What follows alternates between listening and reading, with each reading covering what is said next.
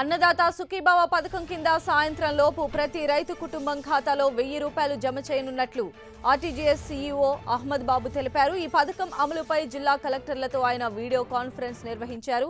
దీనికి సంబంధించిన మార్గదర్శకాలను వ్యవసాయ శాఖ ముఖ్య కార్యదర్శి రాజశేఖర్, ఆర్టీజీఎస్ సీఈఓ బాబు వివరించారు. అన్నదాత సుఖీభావ కోసం ప్రత్యేక వెబ్సైట్ ఏర్పాటు చేశామని, మొబైల్ అప్లికేషన్ కూడా సిద్ధం చేశామని అన్నారు.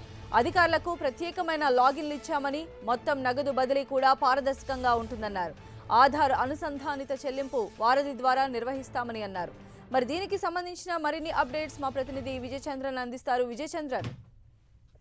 సంధ్య, ముఖ్యమంత్రి చంద్రబాబు నాయుడు ఆదేశాల మేరకు దానికి సంబంధించినటువంటి అన్ని విధి విధానాలన్నింటినీ కూడా ప్రభుత్వం అన్ని ఖరారు చేయడం జరిగింది.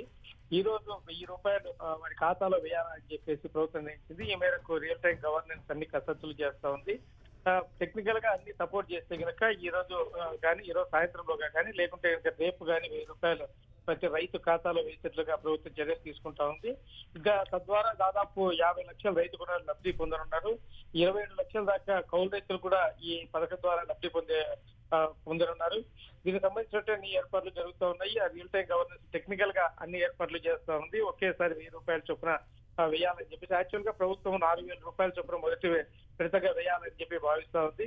అయితే ఇప్పుడు అన్ని టెక్నికల్ సపోర్ట్ అవన్నీ చూసుకునేందుకోసం 1000 రూపాయలుగా మొదటగా వేయాలని చెప్పి భావిస్తున్నారు. దీనికి సంబంధించి సెక్రటరియట్ లో ఫస్ట్ బ్లాక్ లో రియల్ టైం గవర్నెన్స్ ద్వారా కసరత్తులు చేస్తున్నారు. ఇప్పటికే ఆ జిల్లాల అధికార యంత్రాంగానికి అందరికీ కూడా కలెక్టర్లకు దీనికి సంబంధించిన విధి విధానాలన్నింటి కూడా పంపడం జరిగింది. సంధ్య.